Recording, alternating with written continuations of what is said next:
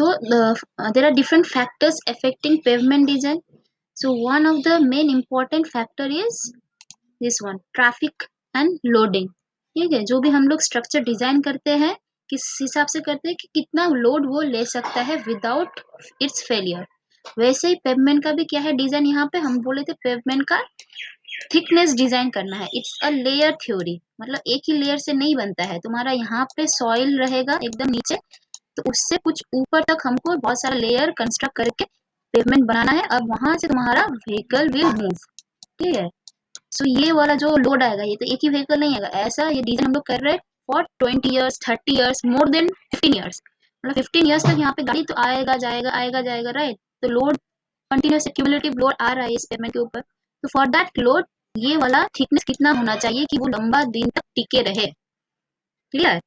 So यहाँ पे design parameter is what? This one. We have to design the thickness of the pavement, also the thickness of each individual layer.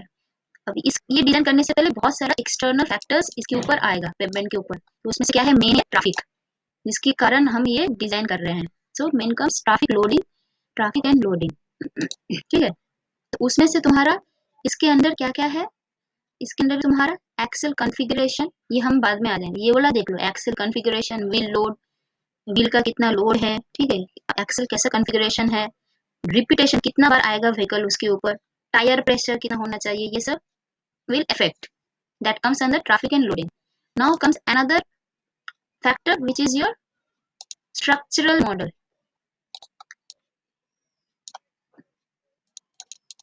मतलब कि उसके ऊपर जो भी लोड आ रहा है उसकी वजह से क्या स्ट्रेस डेवलप होगा, क्या स्ट्रेन डेवलप होगा, क्या फ्रिक्शन होगा, ये सब भी कंसिडर करना है। तीसरा है मेटेरियल कैरेक्टरिस्टिक्स। ये पेवमेंट हम बोले थे कि कितना लेयर्स का है, बहुत सारे लेयर्स का, और इंडिविजुअल लेयर किस चीज से बनता है, डिफरेंट कंपोनेंट से बनता है, राइट। जैसे हम लोग बोलते हैं सबग्रेड बनता है natural soil, compacted natural soil, फिर आता है बेस, उसमें कोर्स एग्रीगेट, फाइन एग्रीगेट सब मिलाकर एक लेयर बनता है। फिर ऊपर आता है बेस कोर्स, उसमें और छोटा छोटा एग्रीगेट लेकिन गुड क्वालिटी एग्रीगेट यूज करके करते हैं। फिर बियरिंग कोर्स में तुम्हारा आइदर फ्लेक्सिबल के लिए होगा हॉट मिक्स एसफल्ट, मतलब बिटुमिन और एग्रीगेट का मिक्सचर देते हैं, या रिजिड पेवमेंट में रहता है ये स्लैब। ठीक है, तो इन सब का भी जो जो मटेरियल्स यूज करें सब का भी हमको प्रॉपर्टी चाहिए रहता है। जैसे elastic modulus, each and every layer has different elastic modulus, वो कंसीडर करना है। पोजीशन रेशियो भी कंसीडर करना है, ठीक है।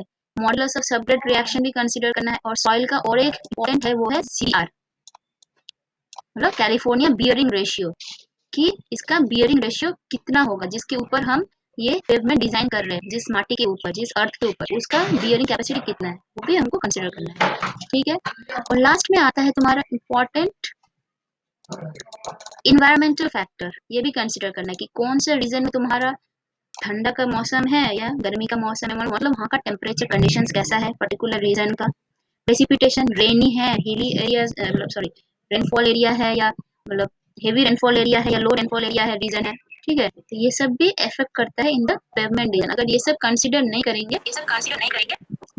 तो क्या हो जाएगा, वहां पे तुम्हारा फेलियर, बहुत इजीली क्रैक्स डेवलप हो सकता है। ठीक है, ये पेवमेंट अगर हुआ तो बहुत इजीली क्रैक्स डेवलप हो सकता है, जिसकी वजह से लोड अगर आया तो वो फेल हो जाएगा। ठीक है, ये हमको नहीं चाहिए। तो these are the different broad classification of the factors which will affect the pavement design. Clear यहाँ तक? Any doubt? Hmm? No, ma'am. All clear. All clear. तो देखो, ये चारों में से बहुत ज्यादा इम्पोर्टेंट यही है, लोड। और वहाँ पे कैसा टाइप का लोड, ट्रैफिक लोड। ठीक है, इसी को हम यहाँ पे एक्सप्लेन करेंगे स्लोली। जैसे ये वाला देखो ম্যাম हाँ ম্যাম বলো। ম্যাম প্রেসিপিটেশনটা ওটা কি একটু বলবেন? প্রেসিপিটেশন হচ্ছে রেনফল, ঠিক আছে। যেখানে আচ্ছা তোমার আচ্ছা অনেক বেশি রেনফল হয় তার জন্য কি হয়ে যাচ্ছে, সাপোজ বলছি, দেখো এক্সাম্পল একটা দিচ্ছি। সাপোজ এটা তোমার ম্যাম স্নোফলও তো হতে পারে প্রেসিপিটেশন। হ্যাঁ, স্নোফল, প্রেসিপিটেशन, एनी काइंड ऑफ। ठीक है, सपोज আচ্ছা ये तुम्हारा लेयर हो लो, ठीक है, यहाँ पे लेयर है, ये वाला है तुम्हारा मतलब सॉइल। मेन क्या है, सॉइल जिसके ऊपर हम ये बना रहे हैं।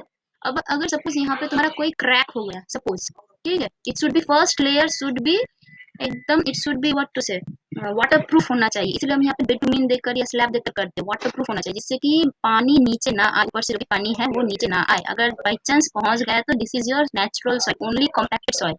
क्या हो जाएगा, ये बारिश की वजह से लूज हो जाएगा, तो इसका जो भी प्रॉपर्टी है, स्ट्रेंथ गेनिंग प्रॉपर्टी, वो नष्ट हो जाएगा। तो ये नष्ट हुआ तो ऊपर का लेयर भी नष्ट, नीचे का लेयर भी नष्ट। तो पूरा यहाँ पे फ्रैक्चर डेवलप हो जाएगा, ठीक है। तो अगर यहाँ से बारिश अगर बाई चांस गिर भी गया तो क्या हो जाएगा, ये इनफिल्ट्रेट होते होते यहाँ पे आएगा, इसकी वजह से पूरा ये सॉइल उठ जाएगा, लूज हो जाएगा, मतलब क्या ये लोड नहीं ले सकता, और तो उड़ जाएगा तो क्या हो जाएगा, ये पूरा फेलियर क्रैक्स, पूरा फेलियर हो जाएगा ये पेवमेंट। एक फोटो हम दिखा सकते हैं तुमको लास्ट में, देखो यहाँ पे दिखा है, ठीक है, फोटो এই যে দেখো, ঠিক আছে, এটা দেখতে পাচ্ছ, ठीक है। ये वाला देखो, इसमें क्या है कि इसका ड्यू टू रेनफॉल क्या हो जाता है कि ये क्रैक्स अगर कहीं से भी है तो नीचे का सरफेस के अंदर पानी गया चला गया, उसकी वजह से तुम्हारा सबग्रेड जो भी है इसके पेमेंट के नीचे नीचे वाला लेयर लूज हो गया, तो और वो लोड नहीं ले सकता, तो अल्टीमेटली पूरा स्ट्रक्चर ही फेल हो गया, ठीक है। और एक एग्जाम्पल यहाँ पे भी है, देखो ये सभी, ठीक है। So all this failure may occur due to if we do not consider the rainfall condition of that area, ठीक है। तो ये सब है तुम्हारा। अब आते हैं ट्रैफिक में, बाद में और एक्सप्लेन करेंगे। फर्स्ट हम क्या बोले थे, ट्रैफिक में हम बोले थे एक्सेल कॉन्फ़िगरेशन। तो सबसे पहले हमको चाहिए what do you mean by axle configuration. Suppose ये गाड़ी तुम दिखाई दे रहा है, this is the top view, ठीक है, ऊपर से तुम गाड़ी को देख रहे हो, ये सामने का पोर्शन है, सामने का बोनट है, तो क्या होगा, this is your front axle, ठीक है, this is your rear Excel, मतलब पीछे को बोलते हैं रियर एक्सेल, क्लियर। तो वैसे अगर ये वाला अगर इसको 3D में अगर देखेंगे तो कैसा वाला, देखो ये वाला गाड़ी हुआ, तो इसका ये है तुम्हारा फ्रंट एक्सेल, ये तुम्हारा front axle, this is the rear Excel, ठीक है। और जब भी हम लोग डिजाइन करते हैं we should consider the rear axle load. Total load क्या होता है तुम्हारा, ये एक्सेल में चला जाता है, ये वाला एक्सेल और ये वाला एक्सेल में चला जाता है, फिर वहां से तुम्हारा जाता है क्या, व्हील में, फिर वहां से कहाँ पे जाता है, पेवमेंट में, ठीक है। पूरा लोड गया एक्सेल में, पूरा लोड गया एक्सेल में, एक्सेल से तुम्हारा व्हील में, ठीक है, व्हील से फिर तुम्हारा पेवमेंट में, तो अल्टीमेटली। और लेकिन हम लोग जब भी डिजाइन करते हैं why we are considering this load, दोनों में एक ही लोड नहीं आता है, इसमें थोड़ा कम आता है, लेकिन जितना भी मैक्सिमम लोड तुम्हारा कौन सा एक्सेल लेता है, ये रियर एक्सेल लेता है, इसलिए हम जब भी डिजाइन करते हैं we have to consider this rear axle load, ठीक है। अब ये भी क्वेश्चन है कि क्या मैम हम लोग मतलब गाड़ी तो बहुत टाइप का होता है राइट, तो कौन सा व्हीकल के लिए हम लोग डिजाइन करेंगे, ठीक है। तो बोल दिया है कि तुम्हारा, अच्छा वो उससे पहले पहले ये देखो क्या क्या बोला है, ये फ्रंट एक्सेल रियर एक्सेल हम लोग कंसिडर करेंगे, इसको अब उठा के हम अगर प्लान साइड व्यू में देखेंगे, ठीक है, so it will look like this. जैसे ये वाला देखो, ये वाला लोड आया है कितना, 80 किलो न्यूटन, ये जो भी है तुम दिखाई दे रहा है ये 80 किलो न्यूटन या 8160 kg या इतना pound, all these are your standard axle. Standard axle जैसे हम लोग कुछ भी स्टैंडर्डाइज करते तो हम लोग का भी ये स्टैंडर्डाइज कर दिया है कि सिंगल एक्सेल के लिए, और single axle the standard axle load should be इतना kg, क्लियर। सिंगल एक्सेल मतलब ये वाला एक्सेल एक ही होगा, तब तुम्हारा स्टैंडर्ड एक्सेल लोड क्या हो जाएगा, ये शॉर्ट क्वेश्चन में आ सकता है, थोड़ा याद रखना है, ठीक है। This is your standard axle load for single axle, ठीक है, ये है स्टैंडर्ड एक्सेल लोड। अब आगे फिर ये सिंगल एक्सेल क्यों बोल रहा है, क्योंकि तुम्हारा एक्सेल कॉन्फ़िगरेशन में देखना कि बहुत टाइप का एक्सेल कॉन्फ़िगरेशन हो सकता है। जैसे ये है देखो, एक ही एक्सेल है, इसीलिए क्या है ये सिंगल एक्सेल, और एक ही एक्सेल के किसी भी लेफ्ट या राइट में देखो कितना व्हील्स है, यहाँ पे सिर्फ एक ही व्हील्स है राइट, इसलिए सिंगल व्हील या single tyre. So single axle इधर लेफ्ट या राइट देखो, उसमें सिर्फ एक है तो सिंगल टायर। अब ये बोलो ये क्या होगा, ये कितना एक्सेल है, एक ही एक्सेल है, so it is single axle. और यहाँ पे देखो दो चक्का है, एक तरफ का ही देखो, ये दो चक्का है, सो इसीलिए डुअल व्हील या डुअल टायर, ठीक है। अब ऐसा केस भी हो सकता है कि ऐसा वाला पास पास में दो एक्सेल लगाया, ये क्या है, इसीलिए यहाँ पे कितना एक्सेल है, दो एक्सेल, तो 10 एक्सेल, ठीक है। और एक ही व्हील है, दोनों एक्सेल में एक ही व्हील है सिर्फ, तो इसलिए इसे क्या हुआ, सिंगल टायर या सिंगल व्हील। अब ये क्या है देखो, ये दो एक्सेल है, so this is tandem axle और टैंडम, और दोनों एक ही तरफ देखो दो ठो व्हील है, एक ही एक्सेल का दो ठो व्हील है, सो डुअल टायर। यहाँ तक क्लियर अभी तक? Ma'am Yes, ma'am. একটা ডাউট ছিল কি বলো? ম্যাম, কিছু কিছু কিছু কিছু গাড়িতে তো ম্যাম সামনের দিকে সিঙ্গেল টায়ার থাকে আর পেছনের দিকে ডুয়াল টায়ার থাকে, তো কিছু এরা স্পেসিফিক বলবেন? আমি তো বলছি তো, what did I say? I said we have during design we have to consider the rear wheel। আমরা সামনে হুইল বা সামনে অ্যাক্সেলকে কনসিডার করব না, আমরা সব সময় দেখব রিয়ারে দেখব, ঠিক আছে, এখানে কতটা আচ্ছা লোড আছে, আমরা সেভাবে স্ট্যান্ডার্ড করা হয়, সেভাবে স্ট্যান্ডার্ডাইজ করা হয়, ঠিক আছে। কেন কি তোমার ম্যাম আরেকটা ম্যাক্সিমাম, ছিল যে হ্যাঁ বলো। কোনো কোনো যে ম্যাম যেগুলো ভলভো বাস থাকে তো পিছনের হুম, দিকে ডুয়াল টায়ার করে দুটো ইয়ে থাকে, অ্যাক্সেল থাকে পিছনের দিকে। হ্যাঁ সেটাই তোমার, এইগুলো সব কিছু হচ্ছে all this are year rear axle only, सामने ना रियर, पीछे का पीछे वाला ये सब, ठीक है। ও আচ্ছা আচ্ছা আচ্ছা আচ্ছা। पीछे ये আচ্ছা सामने भी তাহলে ম্যাম रहेगा। এইটা টোটালটা ইয়ে করবো তাই তো? हाँ all this are rear only, ठीक है, all this are rear axle. पीछे हम एग्जांपल दिखाते हैं, देखो ये वाला देखो, ये है क्या है तुम्हारा, देखो एक ही एक्सेल है राइट, और হ্যাঁ হ্যাঁ হ্যাঁ दो टायर है, so this is single axle two tyre, clear. हाँ टायर का एक तरफ का ही देखना है हमको, एक ही एक्सेल का देखना है और एक ही तरफ का देखना है टायर कितना है, तो उस हिसाब से तुम्हारा एक्सेल कॉन्फ़िगरेशन होगा। जैसे ये सिंगल एक्सेल दो टायर है तो टू व्हील। अब ये वाला देखो, ये बोलो ये कैसा होगा, इसका हाँ पीछे मैम वाला, এইটাই ক্ষেত্রে বলছিলাম ম্যাম। देखो देखो, টেন্ডন এক্সেল আর ইয়ে हाँ ডুয়াল টায়ার।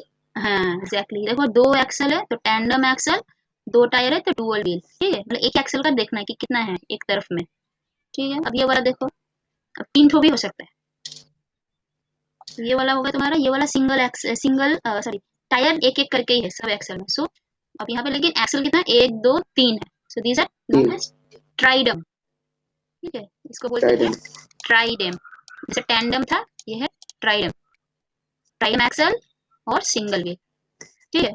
अब देखो यहाँ पे हम जितना भी फोटो दिखाए हैं, all these are commercial vehicles. हम लोग डिजाइन जो भी पेवमेंट डिजाइन करते हैं लाइट वेट व्हीकल्स के लिए नहीं करते, जैसे ये हम लोग का फोर व्हीलर हुआ, ठीक है, स्कूटर हुआ, उसके लिए हम लोग डिजाइन, उसमें लोड हम डिजाइन नहीं करते, उसका लोड कंसिडर करके हम लोग डिजाइन करते हैं फॉर दिस कमर्शियल व्हीकल्स, जो कि कमर्शियल पर्पज मतलब गुड्स कैरी करने के लिए जो यूज होता है, क्योंकि इसमें ज्यादा क्या हो जाएगा, अगर लोडेड हो जाएगा तो बहुत ज्यादा लोड आ सकता है right.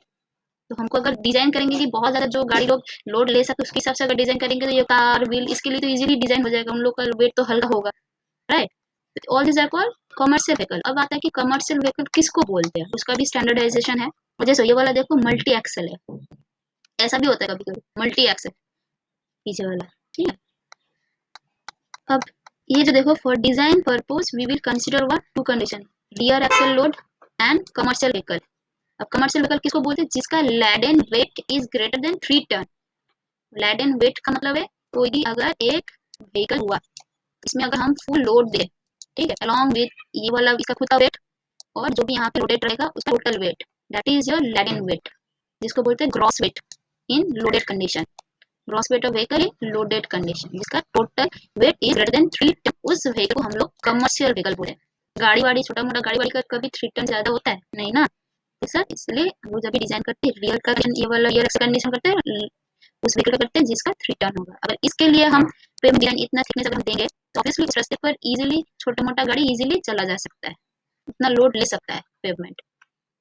Clear, doubt. No ma'am. अब कमर्शियल व्हीकल का एक एग्जांपल यहाँ पे देखो बहुत सारा है, ठीक है। ये जो टाटा मोटर्स जो छोटा हाथी है वो सब भी है तुम लोग का, उसको बोलते हैं light commercial vehicle, light commercial vehicle.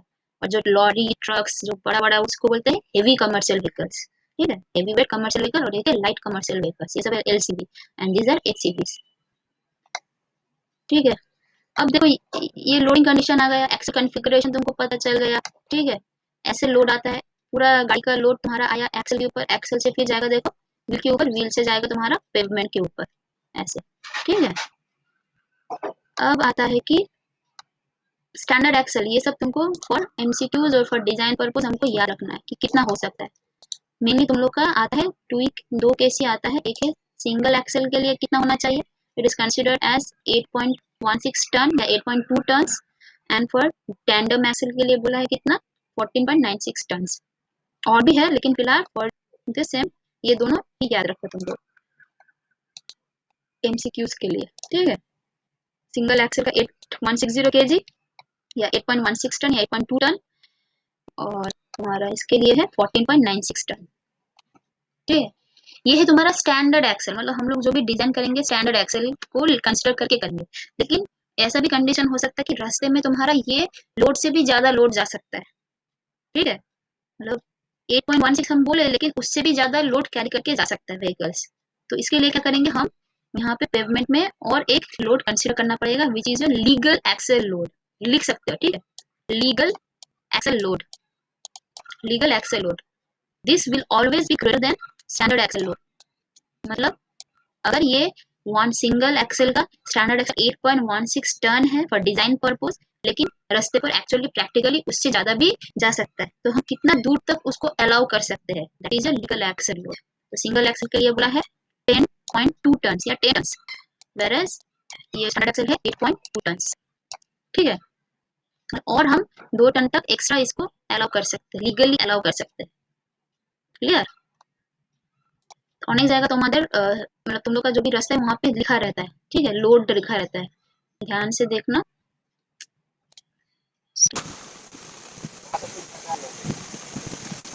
Ma'am বলছি এর আগেরটা আমি শুনতে পাইনি, একটুখানি বলবেন আরেকবার? আচ্ছা, বলছিলাম কি, মানে ডিসকানেক্ট হয়ে গেছিল। আচ্ছা কে কি শুনেছে তা একটু এক্সপ্লেন করে দাও। ওই ফর ডিজাইন লোড অব্দি আমি শুনেছি, ওই হ্যাঁ, রিয়ার এক্সেল আর কমার্শিয়াল লোড। আচ্ছা ঠিক আছে। আচ্ছা কে শুনেছে একটু এক্সপ্লেন করো, নিরন্তর, সৌরভ, প্রেম যারা আছো। হুম, কি গো আছো তো তোমরা? নিরন্তর, হ্যাঁ ম্যাম, আছি আছি। আচ্ছা বলো, ওকে একটু এক্সপ্লেন করে দাও। ম্যাম আপনি বলে দিন, আমার টাইম লাগবে। দেখো সিমন, তোমাদের I said for design purpose we have to consider some standard value which is taken for single axle, it is considered as 8160 kg या 8.16 or 8.2 tons, ठीक है।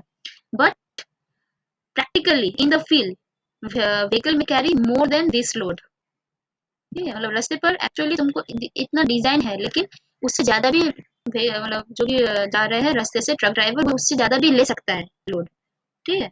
तो उसको कितना दूर तक अलाउ कर सकते हैं, that is your legal axle load. Legally हम उसको अलाउ करेंगे कि ठीक है 8.16 टन है, लेकिन तुम उससे ज्यादा ले सकते हो, लेकिन एक लिमिट तक, that is your legal axle load, and this will be always greater than standard axle load. ये याद रखना है कि लीगल एक्सेल हमेशा स्टैंडर्ड एक्सेल लोड से ज्यादा होता है। जैसे सिंगल एक्सेल का लीगल एक्सेल लोड है 10 ton, and I said that it's standard axle load is 8.2 ton. Clear सिमन? হ্যাঁ ম্যাম। अच्छा, सो वैसे ही तुम्हारा, so this is the main difference between legal axle and standard axle, कि legally वो कितना ले सकता है और हम लोग जब डिजाइन करते हैं तो स्टैंडर्ड कितना पकड़ के करते हैं, ठीक है। तो टैंडम एक्सेल का दिया है 14.96 टन स्टैंडर्ड एक्सेल लोड। अब दूसरा जो ইম্পর্টেন্ট, 8.2 ছিল ওটা। হ্যাঁ এটা সিঙ্গেলের জন্য, সিঙ্গেল এক্সেল, দেখো এটা সিঙ্গেল এক্সেল, আর ট্যান্ডাম এক্সেল মানে এই দুটো এক্সেলের জন্য 14.96 হচ্ছে স্ট্যান্ডার্ড এক্সেল ভ্যালু। আচ্ছা আচ্ছা। Everybody please note down, for single axle standard axle load is 8.2 tons या 8160 kg, and for tandem axle it is standard axle load is 14.96 tons or 14,960 kg, ठीक है। ऐसे कॉन्फ़िगरेशन के लिए, टैंडम कॉन्फ़िगरेशन के लिए। क्लियर? अब दूसरा है तुम्हारा और एक important topic that comes under traffic loading are contact area and contact pressure, ठीक है। कॉन्टैक्ट एरिया, अब ये जो एक्सेल लोड है तुम्हारे यहाँ पे, एक्सेल लोड यहाँ से जाएगा, गाड़ी का पूरा लोड एक्सेल में आएगा, फिर एक्सेल से तुम्हारा जाएगा व्हील में, ठीक है, फिर व्हील से जाएगा तुम्हारा पेवमेंट में। अब पेवमेंट में जहां से होकर जा रहा है, जिस एरिया से लोड जा रहा है, that is your contact area. इस एरिया से जा रहा है, इस एरिया से जा रहा है, so that is your contact area. जैसे ये वाला डायग्राम देखो, ये वाला देखो, लोड जा रहा है, wheel load, this is P is the wheel load, वो एक एरिया से होकर पेवमेंट में जा रहा है। सपोज उस एरिया का रेडियस इज ए, जैसे ये वाला अगर व्हील हुआ, साइड व्यू से देख रहे हो, ठीक है, ये कौन सा एरिया में होकर जा रहा है, इस एरिया से होकर जा रहा है। अच्छा, इससे अच्छा तुम लोग देखो ये वाला diagram, it will B clear.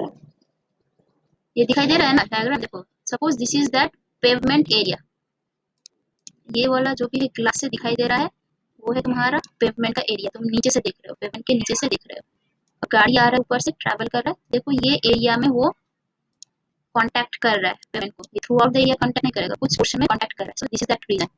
ये एरिया को ही बोलते हैं, जो कि ये वाला अगर इधर से देखेंगे तो ये एरिया को ही हम बोलते हैं कांटेक्ट एरिया, ठीक है। Clear? Yes yes ma'am, clear. এই যে দেখো এটা একটু বড় করে দেখালাম, ঠিক আছে। এই যে এটা যদি পেভমেন্ট হয় তো নিচে থেকে এই एरियाते থেকে ও लोडটা ट्रांसफर করবে पेवमेंटेর নিচে लेयर গুলোতে, ठीक है। अब ये वाला डायग्राम देखो यहाँ से दिख रहा है कि कैसा है ये वाला, ये सब कैसा दिखने में, it is either triangular sorry rectangular और इलिप्टिकल होना चाहिए। प्रैक्टिकली क्या हो जा रहा है, it is coming out to be like this, triangular और इलिप्टिकल, ठीक है। लेकिन हम इसको कंसीडर नहीं करेंगे for design purpose, we will assume, convert कर दे रहे हैं, we will assume it to a circular area. जब भी हम लोग डिजाइन करेंगे कॉन्टैक्ट एरिया अगर बोलेगा that area will be in circular in nature, जिसका radius is a, so area is pi A square, ठीक है। तो अब यहाँ इस एरिया से होकर तुम्हारा मतलब यहाँ पे अगर इम्प्रिंट अगर करेंगे तो छाप कैसा होगा, it will be circular in nature. ये load it is acting in this area which is P, and this area is how much, pi a square, where a is the radius of that area. So what is the contact pressure then, contact pressure क्या होगा, load per unit area, right। तो ये है contact pressure, अगर small P से denote करते हैं, small P या क्यू भी होता है, बहुत सारे प्रॉब्लम क्यू भी होते हैं कॉन्टैक्ट प्रेशर को, ठीक है, small Q. So P is equals to capital P, this is the wheel load and contact area is pi A square. ये याद रखना, बहुत सारे प्रॉब्लम में ये वाला फॉर्मूला यूज करके हमको बनाना पड़ेगा, न्यूमेरिकल सॉल्व करना पड़ेगा। क्लियर यहाँ तक एवरीवन? Yes ma'am.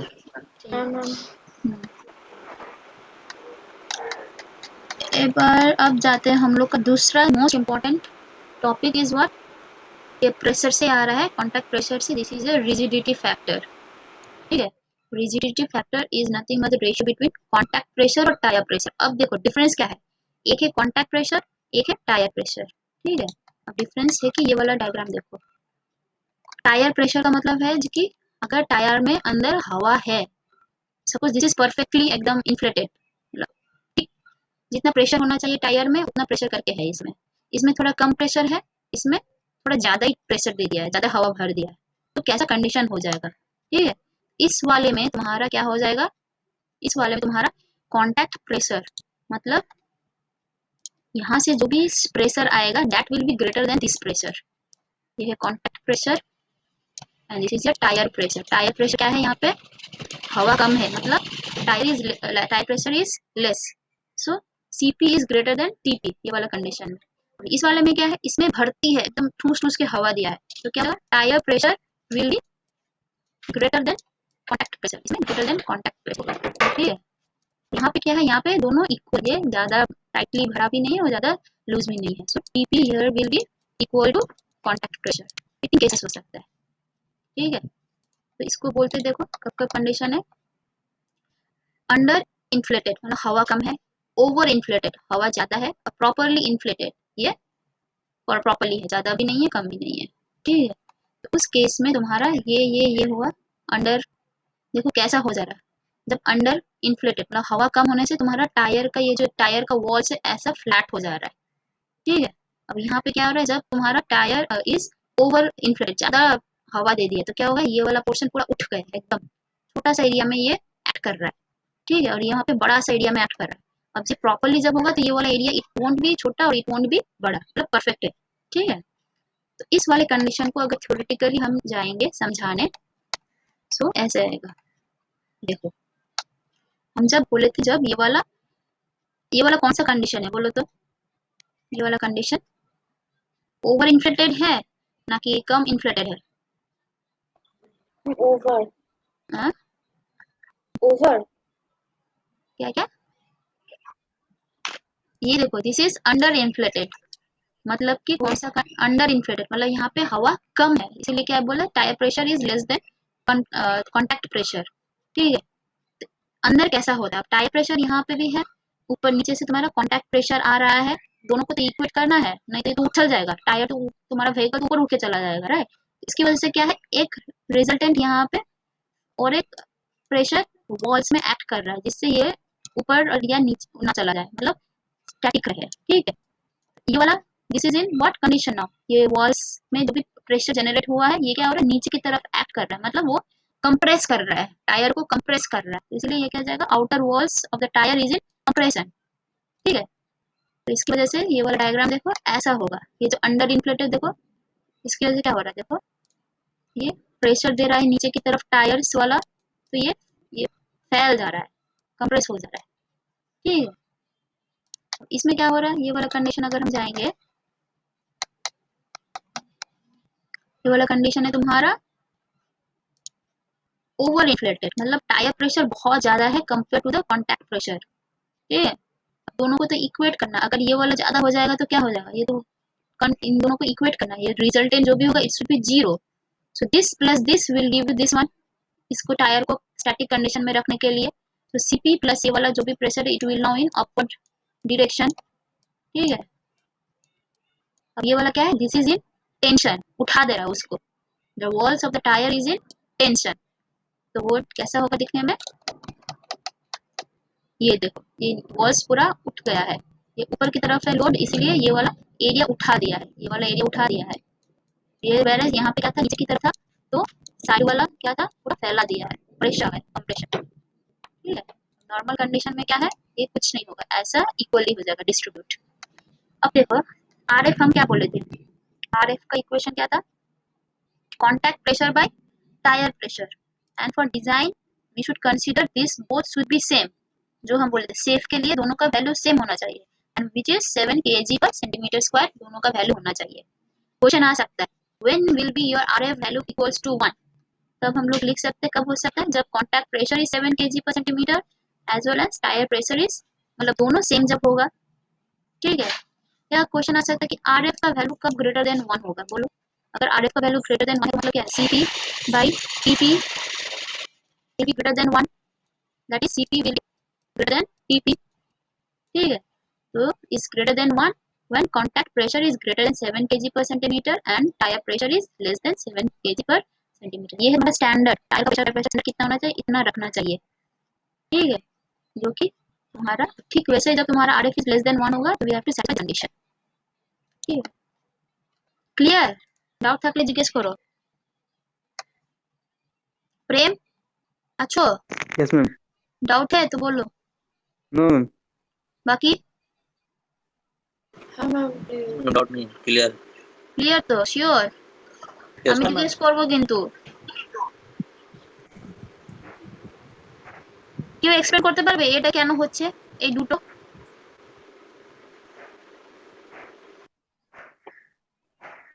ये कंडीशन ऐसा क्यों हो जा रही है, ऊपर की तरफ क्यों जा रहा है, ज्यादा प्रेशर टायर में हो गया। टायर, हाँ ज्यादा, इसमें ज्यादा प्रेशर है टीपी, ठीक है, Yes, इसलिए सीपी ये वाला सीपी क्या है, इसमें तो ज्यादा कम है सीपी, सपोज कम यहाँ है। पे बहुत सारा प्रेशर आ रहा है, ठीक है, की वजह से, अंदर प्रेशर की वजह से, लेकिन सीपी एक ही है, एक ही एरो है, ऐसा तो Yes, कंडीशन ma'am. को हमको इक्वेट करना है, राइट, दोनों को इक्वेट करना है, तो इसको इक्वेट करने के लिए हम यहाँ पे एक एरो दे दिया, यहाँ पे एक एरो दे दिया, देखो दोनों तरफ क्या है, अपवर्ड में 3 एरो है और नीचे इक्वली हो रहा है। हाँ इक्वल हो रहा তিন তিন আরো है, Yes. उसकी वजह से ये वाला क्या हो जा रहा है, उठ जा रहा है, ये टेंशन की वजह से उठ जा रहा है, ये वाला एरिया खींच रहा है, सेम। अब यहाँ पे देखो, यहाँ पे क्या तुम्हारा कॉन्टैक्ट प्रेशर है तुम्हारा 3 है, दो ठीक है 3 है, यहाँ पे सपोज हम लोग का एक ही है, टायर कम है, अंदर हवा ववा नहीं है, खत्म हो गया हवा, ठीक है। दोनों को करने के लिए क्या कर रहा है, ऊपर से वॉल से आ रहा दो है, एरो।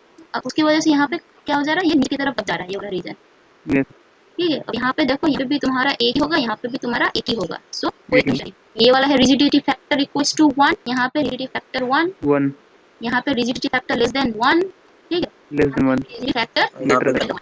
ম্যাম क्लियर, এটা তিনটে কিভাবে হবে? हाँ हाँ নিরন্তর কি ম্যাম বলছো, এটাতে তিনটে ম্যাম তিনটে সিপি কিভাবে হলো এটাতে?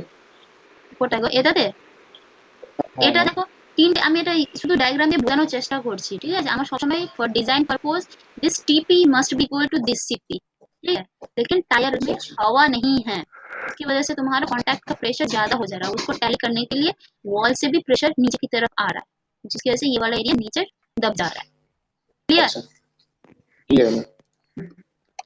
सो क्या क्या आ गया तुम्हारा, एक्सेल कॉन्फ़िगरेशन आ गया, एक्सेल स्टैंडर्ड एक्सेल लोड कितने क्या क्या होना चाहिए वो आ गया, ठीक है, कितना टाइप्स ऑफ कमर्शियल व्हीकल है वो आ गया, और ये सब कंसिडर है, ट्रैफिक के अंदर ही आ रहा है, व्हीकल से रिलेटेड है इसलिए ट्रैफिक के अंदर आ रहा है।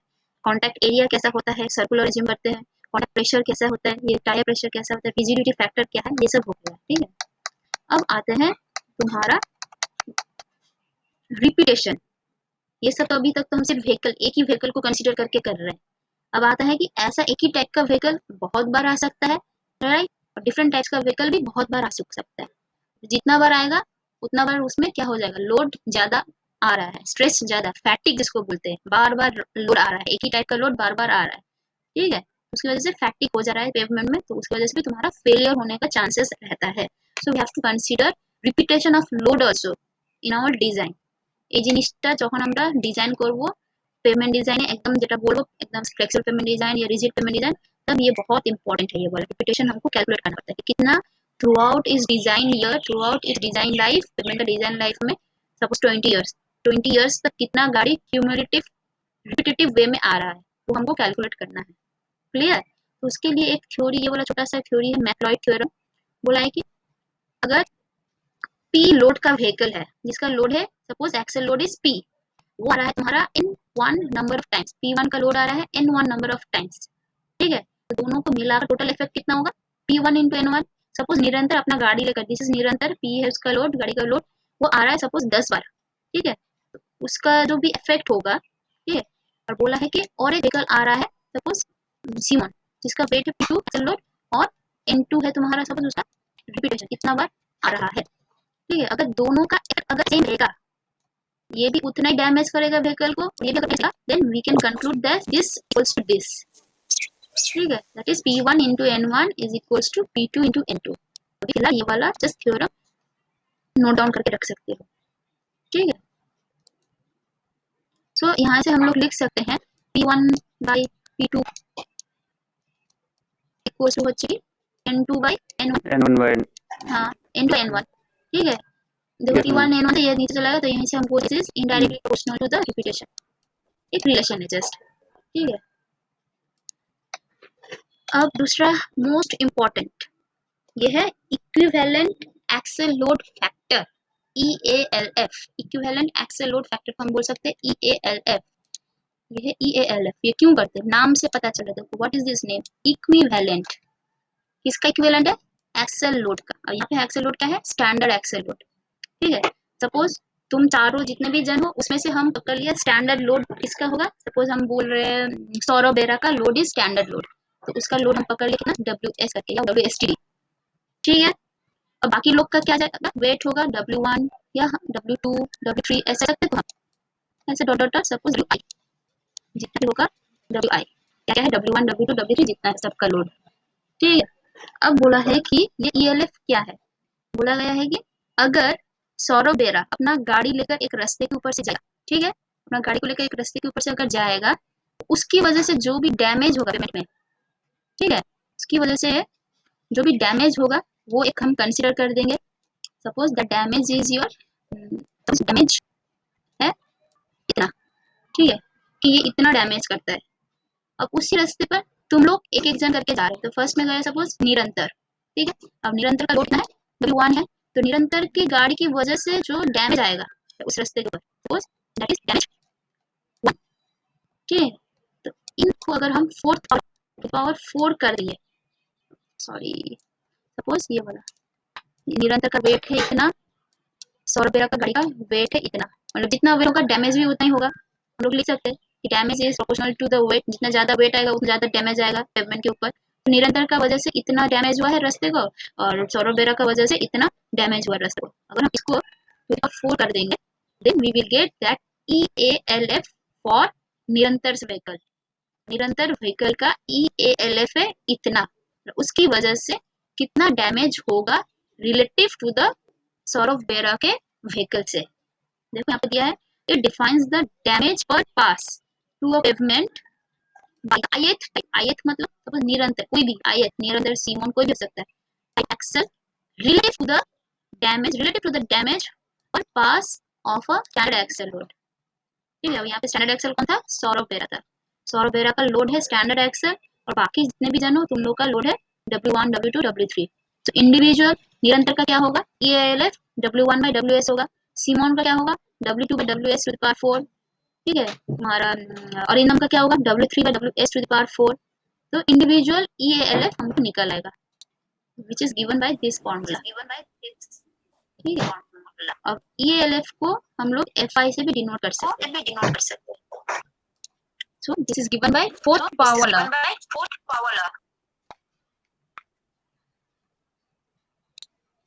Wi is axle load of ith type of vehicle. আচ্ছা কার ইকো হচ্ছে? Hello. So Wi Subhajit is का the माइक ऑन था इसलिए होता है। यस मैम, आपकी आवाज इको हो रही है मैम। हाँ वो शुभजीत कोटेच होना है। तो Wi है तुम्हारा एक्सेल लोड ऑफ किसी भी व्हीकल का, ठीक है। Ws है तुम्हारा एक्सेल लोड ऑफ स्टैंडर्ड जो व्हीकल है उसका स्टैंडर्ड एक्सेल लोड है। क्लियर यहाँ तक ये वाला फॉर्मूला, ठीक है। तो ये वाला इंडिविजुअल का ELF है, ठीक है। अगर हम बोलेंगे कि सबका अगर हमको निकालना है, सबका निकालना है कि कितना डैमेज हो सकता है, that is given by your ESAL, ठीक है, विच इज समेशन ऑफ, मतलब जो भी ELF आएगा, सपोज निरंतर का व्हीकल गया था कितना 10 बार, तो उसका जो भी ELF है उसको 10 से मल्टीप्लाई कर दो, ठीक है। सपोज अरिंदम का ELF था कितना F2, उसका व्हीकल गया था सपोज 20 बार, सो वहाँ पे ऐड कर देंगे F2 इंटू 20, ऐसे करके हम लिख सकते हैं।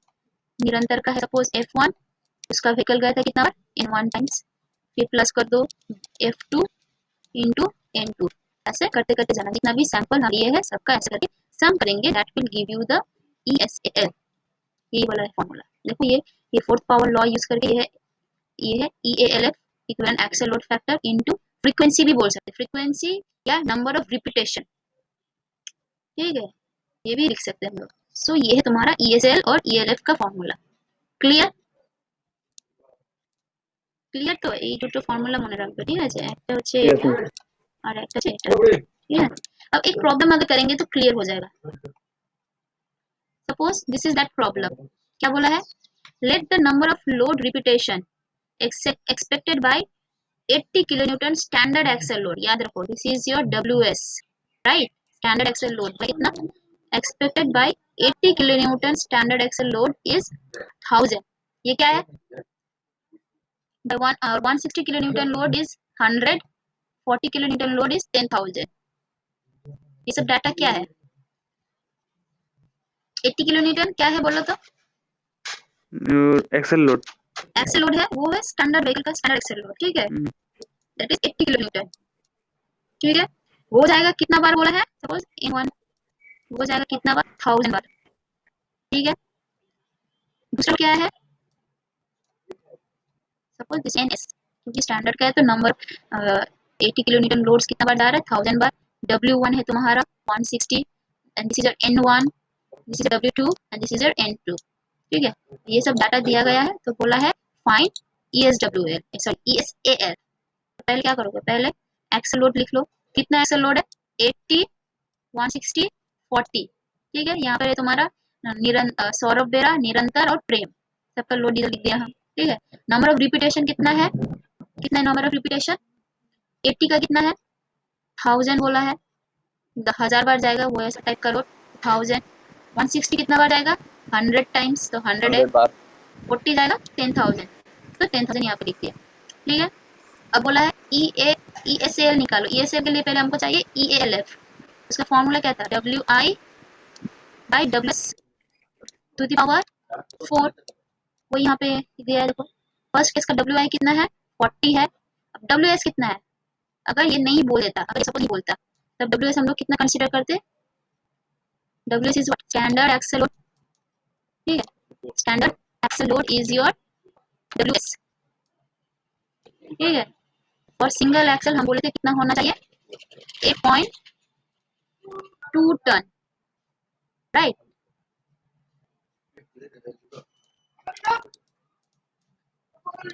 एट पॉइंट टू टन होना चाहिए WS, यहाँ पे लेकिन हम लोग का बोल ही दिया है कितना टन है तुम्हारा 80 kilo newton is the standard axle load, ये बोल दिया गया है। देखो ठीक है, स्टैंडर्ड एक्सेल कितना हो जाता है 8160 kg, 8.16 टन, ठीक है। केजी का गट्टा में करेंगे, ये अगर केजी है तो दिस विल इन टन, अगर इसको किलो न्यूटन में अगर करेंगे हो जाएगा तुम्हारा 80। ম্যাম हाँ একটা কোশ্চেন ছিল, বলো। এখানে যে 80 কিলোমিটার স্ট্যান্ডার্ড এক্সেল লোড দেওয়া আছে, যদি দেওয়া না থাকতো তাহলে 8.2 টন নিতাম। হ্যাঁ তো ম্যাম সেটাকে ওটা কিলো তো সিঙ্গেল নিউটনে এক্সেল কনভার্ট, লোড না? ওটা কিলো নিউটনে কনভার্ট করে দাও। হ্যাঁ এটা আচ্ছা সিঙ্গেল এক্সেল, ওটা তো এগুলো হচ্ছে সিঙ্গেল এক্সেল। ওটাই ম্যাম, ওটাই বলছিলাম, যদি দেওয়া না থাকে তাহলে কিভাবে বুঝবো সিঙ্গেল নিবো না টেন্ডার নিবো অ্যাক্সেলটার? তোমরা দেখবে সব সময় ম্যাক্সিমাম ক্ষেত্রে তোমাকে সিঙ্গেল অ্যাক্সেলই ধরা হয়, ঠিক আছে? নাহলে এরকম বলে দেওয়া হয়। Otherwise they will let you know কি ট্যান্ডাম অ্যাক্সেল, যদি ট্যান্ডামই ধরতে হয় তাহলে বলে দেবে কি ট্যান্ডাম অ্যাক্সেল বলে, আচ্ছা ম্যাম, যদি বলা না থাকলে তাহলে সিঙ্গেলে সিঙ্গেল। করবো। হ্যাঁ, ঠিক আচ্ছা আছে। আচ্ছা, ঠিক আছে।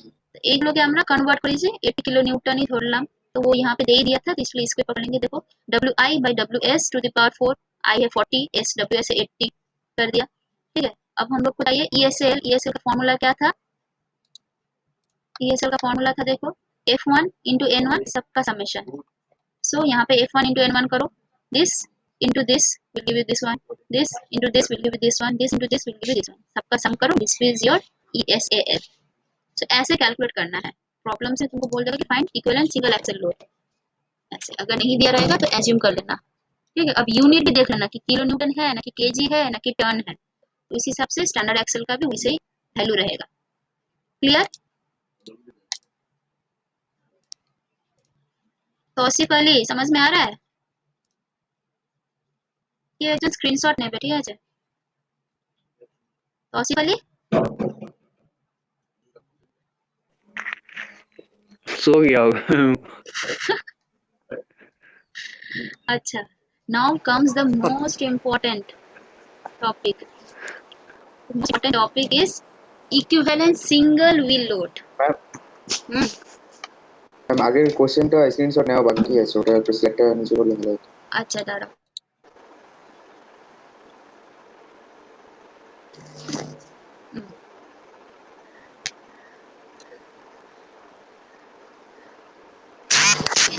ঠিক আছে হ্যাঁ হয়েছে?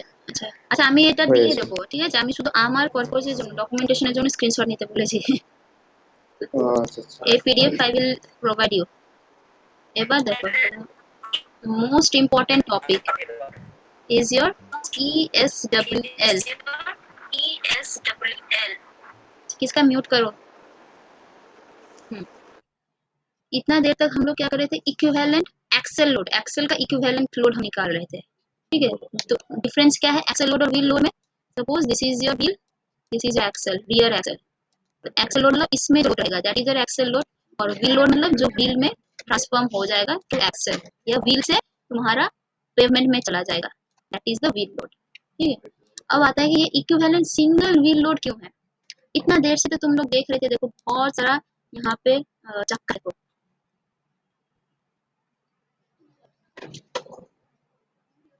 ये वाला, देखो ये वाला, यहाँ पे देखो कितना सारा व्हील है, ठीक है।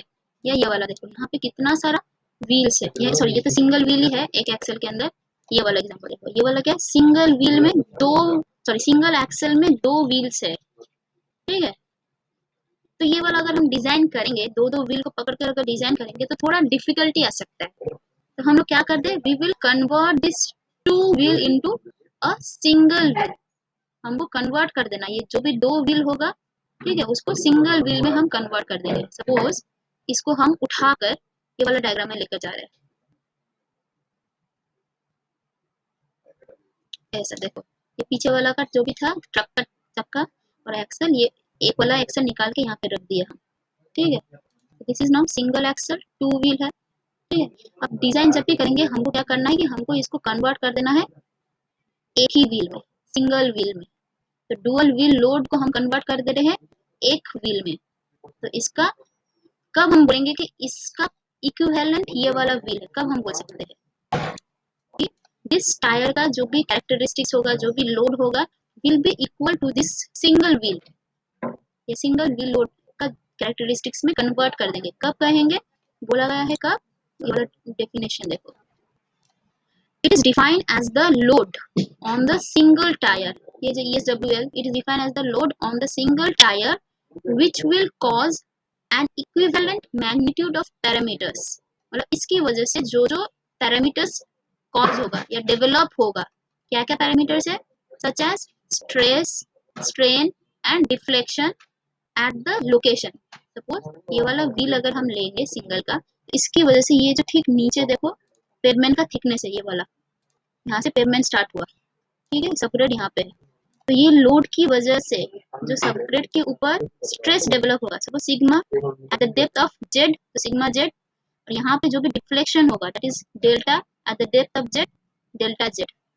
ठीक है, अगर इससे ये वाला सिंगल व्हील से जो भी sigma Z delta Z develop हो रहा है, अगर इस व्हील से भी वही सिग्मा जेड और delta Z eight the same depth develop होगा, then we can conclude that this is this wheel is equivalent to this wheel. Clear? एक एग्जांपल हम देते हैं और अच्छे एग्जांपल। ठीक है, कि सपोज यहाँ पे एक प्लॉट है, यहाँ पे एक प्लॉट है।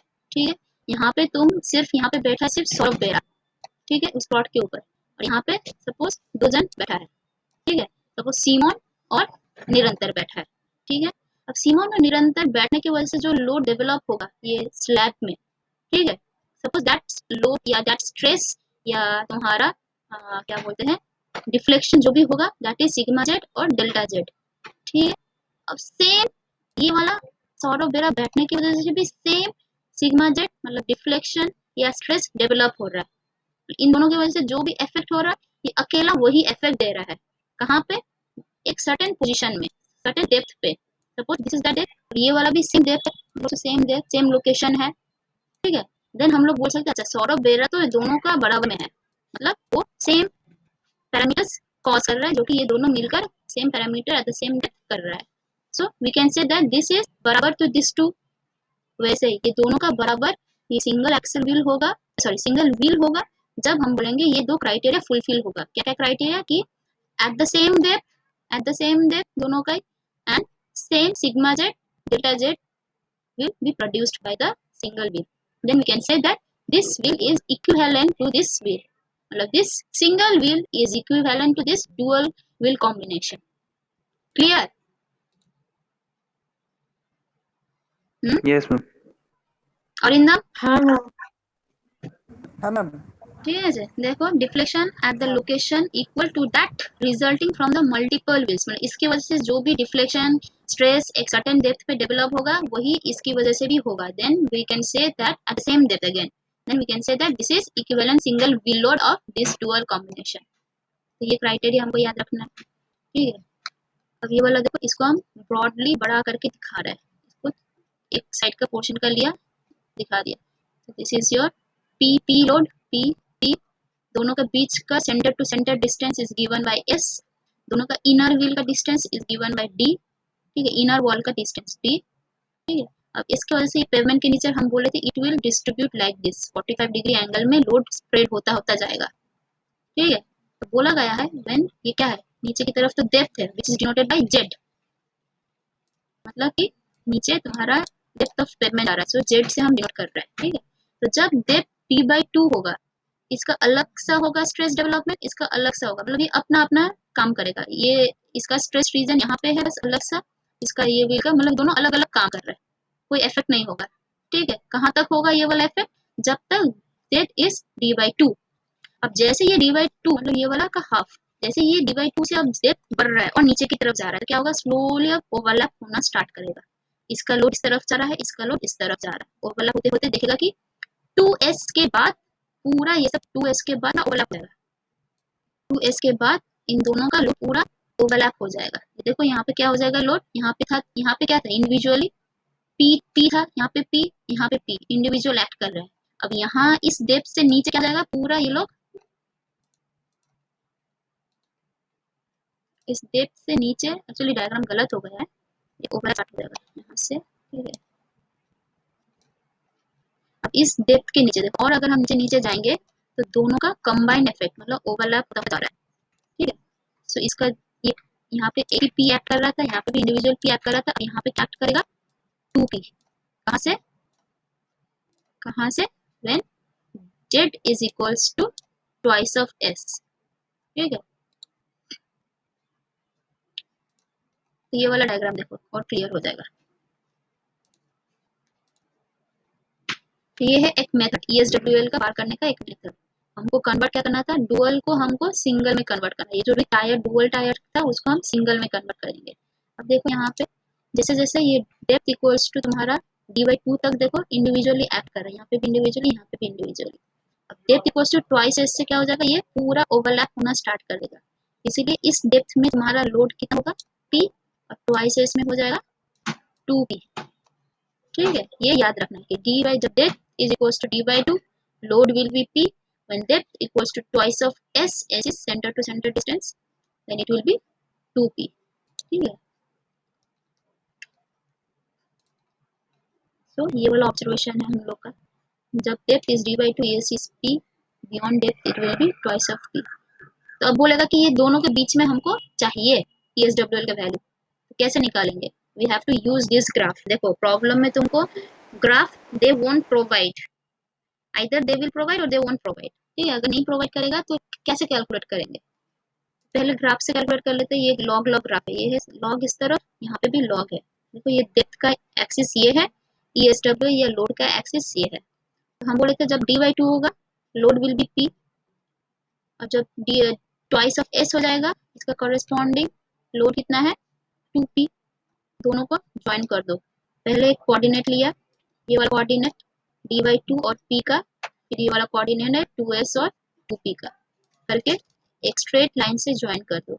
अब बोला गया है कि इस लाइन में जो भी डेप्थ का हम लोग ESW निकालेंगे it will be linear in equation, linear, ये लीनियर हो जाएगा। ठीक है, नेचर में। तो अगर कोई भी डेप्थ अगर हम बोलेगा सबको जेड डेप्थ, तो जेड डेप्थ के लिए हमको क्या करना है, तो ग्राफ से हम ऊपर की तरफ जाएंगे, जहाँ पे जाके ये टच करेगा लाइन को, उसका करस्पॉन्डिंग वाई एक्सिस से p का वैल्यू जो भी होगा that is your ESWL। Clear question, यहाँ तक क्लियर है। Yes ma'am. एक लॉग लॉग स्केल लेना है, इसमें प्लॉट करना ESWL, इसमें डेप्थ का प्लॉट करना है। तो डेप्थ का जो भी वैल्यू यहाँ पे आएगा, लॉग का यहाँ पे जो भी आएगा ESWL का। जब d/2 होगा बोले थे p होना है, प्लॉट कर दो। जब 2s होगा तब ट्वाइस p होगा, प्लॉट कर दो। दोनों को लाइन से खींच लो, खींचने के बाद कोई भी एक डेप्थ दिया रहेगा, सर्टेन डेप्थ के लिए बोला है ESWL निकालो, तो हम सीधा जाएंगे ऐसे प्लॉट कर देंगे। अब आते हैं कि हम लोग का तो डायग्राम अभी तो तुम लोग का तो ऑनलाइन हो गया, हो जाएगा एग्जाम, तो क्या ये सब ग्राफ वाफ मिलेगा, नहीं मिलेगा ना।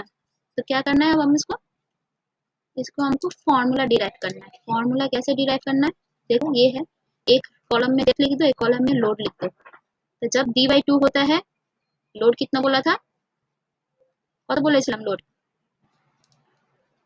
जब डेप्थ का value z is equals to d/2, what will be the load,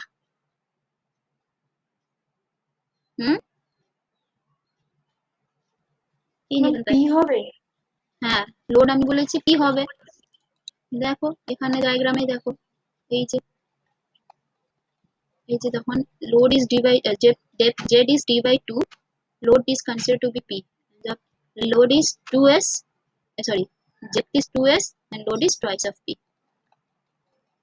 ठीक है, तो d/2 के लिए हो जाएगा p है। अब log log क्यों नहीं, क्योंकि ये log log ग्राफ है इसलिए हम log दे रहे हैं। ठीक है, log बेस 10 p हो जाएगा, where p is the single wheel load, मतलब एक चक्के पर कितना लोड है दैट इज p। ठीक है, स्मॉल d है इनर टायर के बीच में जो डिफरेंस है that is d small d, और s है centre to center distance.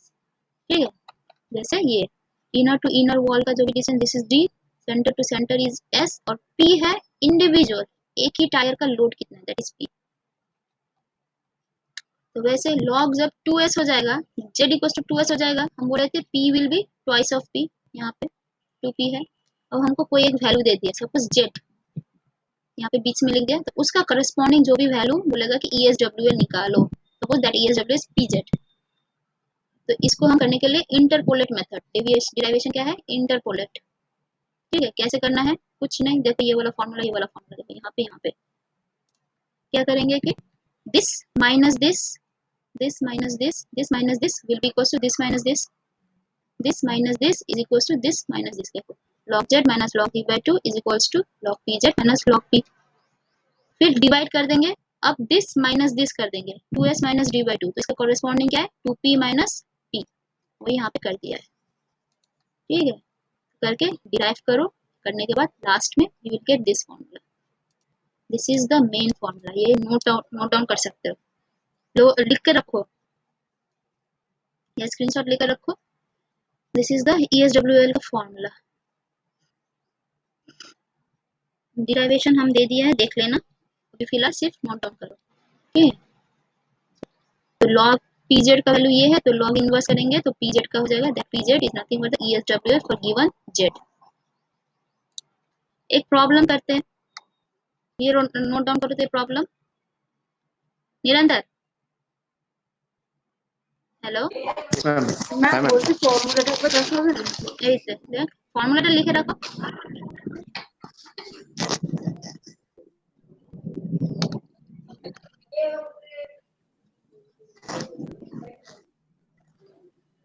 Formula note down करो, ठीक है।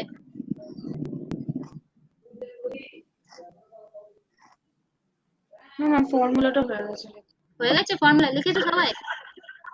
Everyone please note down this formula, okay? I will give you one problem to solve.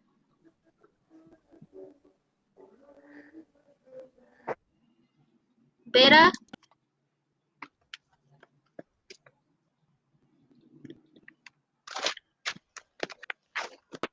हो गया? হ্যাঁ ম্যাম হয়ে গেছে। तो सिमोन है, ठीक है। अच्छा, निरंतर, प्रेम, तौसीफ, तनुश्री। अच्छा, ये बार let's see the problem. So this is the problem. Find ESWL. निकालो ESWL at depth 5 centimeter, 20 centimeter and 40 centimeter. So 3 depth दिया है, so we have to use this formula 3 times. ठीक है, यहाँ पे देखो क्या क्या नोन है तुम्हारा। P it will be provided, D it will be given, S will also be given. So ये PZ निकालने के लिए एक ही अननोन क्या था, Z, वो दे देगा, जैसे ये वाला दे दिया। फाइंड ESWL एट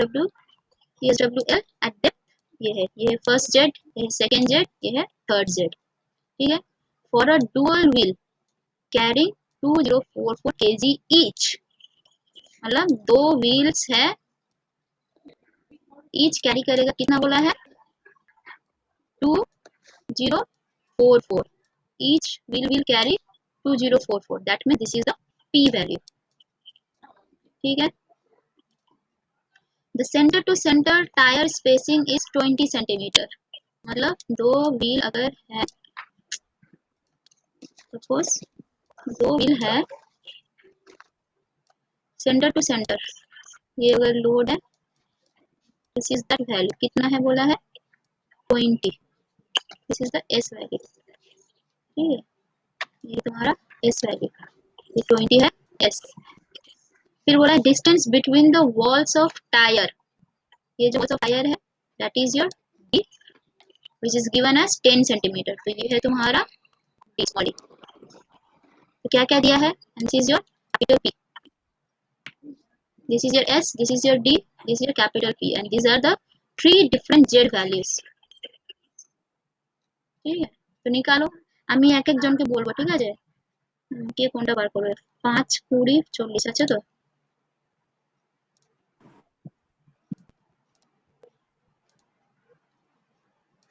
আচ্ছা সিমন, তুমি 5 সেন্টিমিটারটা বার করো, সিমন और प्रेम 5 सेंटीमीटर। ঠিক আছে, फिर शुभजीत और निरंतर 20 सेंटीमीटर, शुभजीत और निरंतर 20 सेंटीमीटर, और तनुश्री और अरिंदम 40 सेंटीमीटर বার করো। সিমন और प्रेम, you will calculate z equals to 5 centimeter, Subhojit and Nirantar z equals to 20 centimeter, and Tanushree and Arindam z equals to 40 centimeter। Ma'am এটা কি লগ ইনভার্স আছে ফর্মুলাটাতে pz ইকুয়ালস টু? এক্স্যাক্টলি, হ্যাঁ দেখো this is log z, log 10 pz, তো এটাকে ইনভার্সই করতে হবে। yes, ESWL will be log inverse।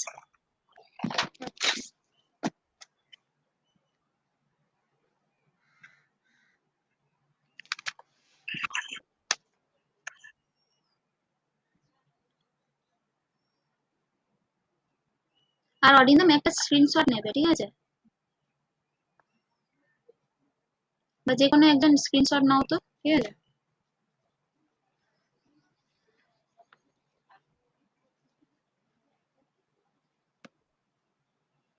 আমাকে ফরওয়ার্ড করে দেবে।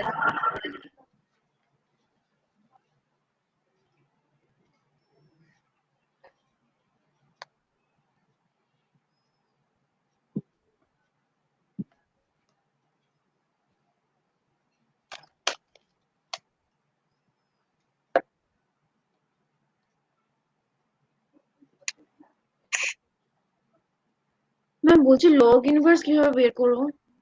অ্যান্টি লক করে দাও, শিফট টিপে লক, যেটা লগ আছে ওটাকে শিফট টিপে করো, উপরে দেখো 10 টু দি পাওয়ার মাইনাস এর সাইন থাকবে ক্যালকুলেটরে, দেখতে পেয়েছো? শিফট লক টিপো। Ma'am 10 to the power x বলে হ্যাঁ, আচ্ছা এক্সটা যেটা ভ্যালু আসবে সেটা এক্স এর মধ্যে বসো। হ্যাঁ, ওটাই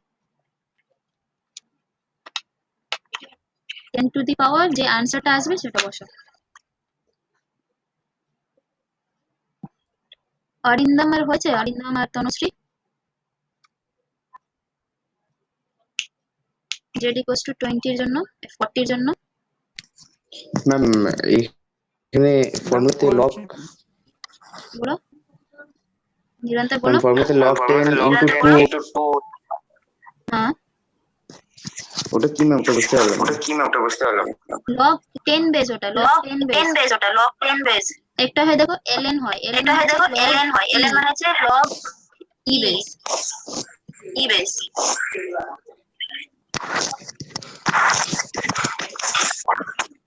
ক্যালকুলেটরে দেখো একটা লগ থাকে আর একটা ln থাকে, তোমাকে লগটা বসাতে হবে।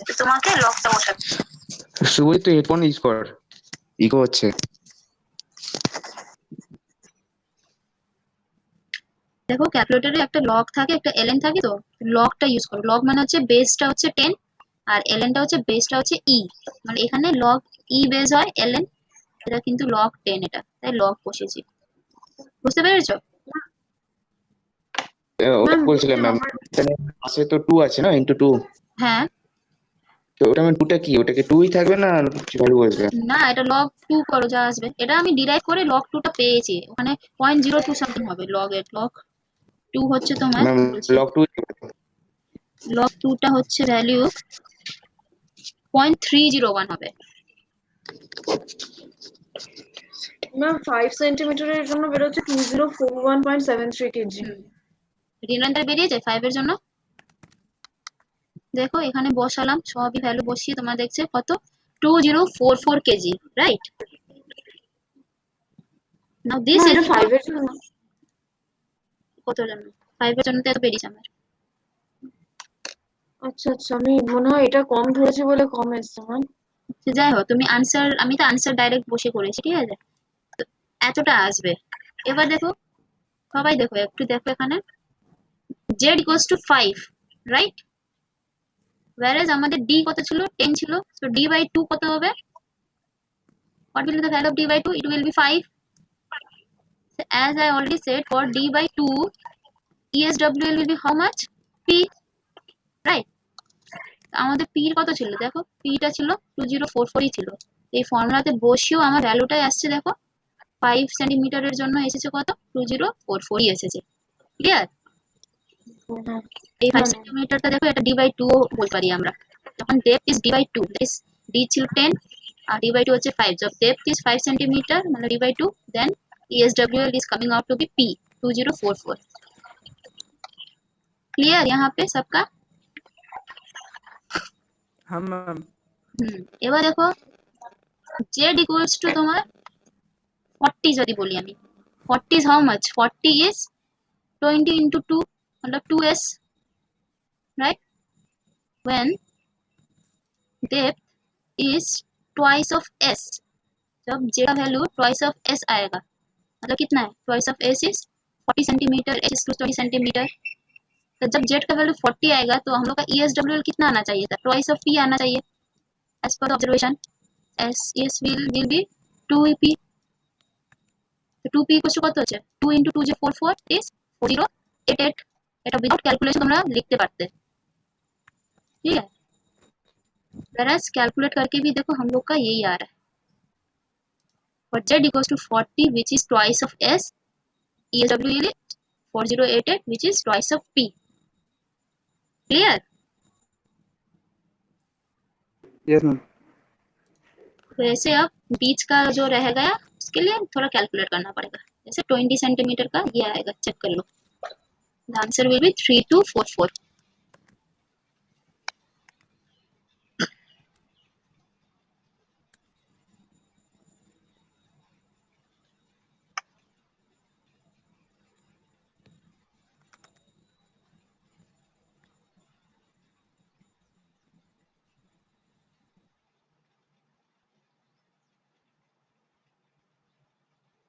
हुआ सबका? Yes yes ma'am. Clear? So आज का हम लोग का यहीं तक है प्रॉब्लम, ठीक है। ओ अच्छा, ये वाला थोड़ा देख लो। अब दूसरा टॉपिक क्या था हम लोग का? ये सब तो हो गया। दूसरा था इन्वायरमेंट। टेम्परेचर की वजह से देखो, दिस इज फ्रॉस्ट एक्शन, मतलब ये जो ठंडा गर्म होता है जिसकी वजह से ऐसा डिस्ट्रॉय हो सकता है, ठीक है। ये जो बोला था, हम बोले थे प्रेसिपिटेशन, अगर ठीक ठाक से हम डिजाइन नहीं करेंगे तो ऐसा एलिगेटर क्रैकिंग, इसको बोलते हैं एलिगेटर क्रैकिंग। एलिगेटर का जैसा छाल होता है, स्किन होता है, वैसे क्रैक्स हो जाता है बिल्कुल थर्मल चेंज की वजह से। And this is one kind of failure precipitation की वजह से, ठीक है। ऐसा भी होता है फ्रॉस्ट एक्शन, ठंडा की वजह से, गर्म की वजह से, ठीक है, चेंज हो रहा है टेम्परेचर उसकी वजह से। So this much for this topic. तो ठीक है, तुम लोग लीव कर सकते हो, ठीक है। Okay ma'am, thank you. ठीक है, थैंक यू मैम। अच्छा डाउट नहीं तो करो, थैंक এই यू मैम। প্রবলেম है? না নেই না ম্যাম, ঠিক এটা পিডিএফটা করতে পাবো? হ্যাঁ হ্যাঁ, এটা পিডিএফ আমি পেয়ে দেবো, দিয়ে দেবো, ঠিক আছে, আচ্ছা আচ্ছা, ঠিক আছে ঠিক গুগল আছে। ক্লাসরুমে। ঠিক আছে, আচ্ছা ঠিক আছে। ओके मैम, রাখ দো। ठीक है। Thank you ma'am. वेलकम।